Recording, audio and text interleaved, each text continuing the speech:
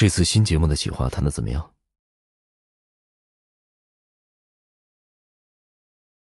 合作过一次而已，也只能说是认识。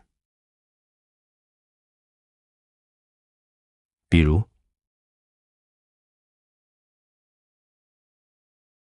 七八个不熟的人坐一桌，胃口自然不比平时。看来你们昨晚谈得很愉快。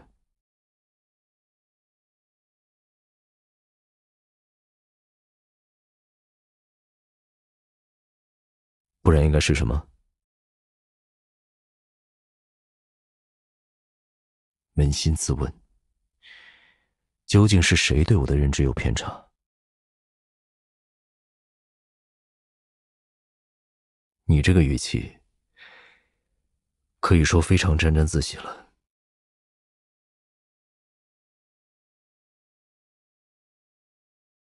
我这种冰山总裁从不做亏本生意。公平一点，想让我说明，可以先拿你的答案交换。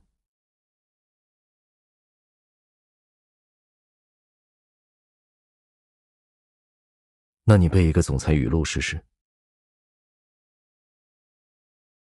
魏谦也许都能熟练背诵，看来我对你的特殊程度还很有限。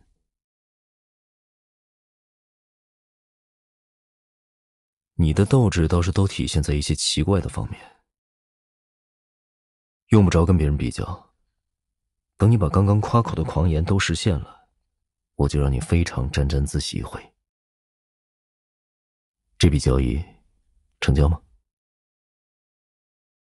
看到你发的美食照片了，看来这次出差过得很滋润。不过没记错的话，现在当地时间应该快过12点了。这个点不睡，是有打算熬夜？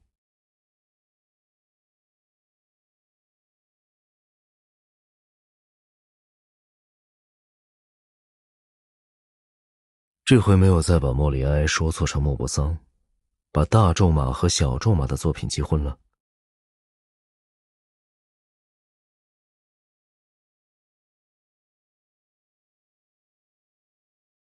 想必某人当时一定很得意了。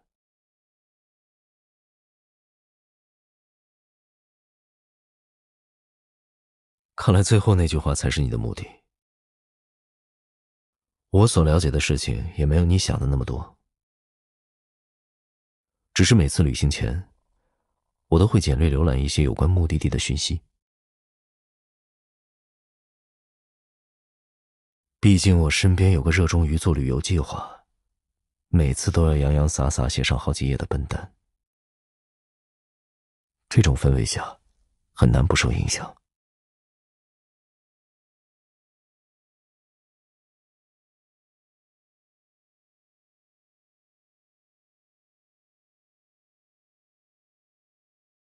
就知道你半夜发照片的目的不纯。这道菜做法不难，只要能买齐用料，倒是可以一试。拍马屁的话先收一收。明天你应该是下午2点的飞机，时间不早了，你该休息了。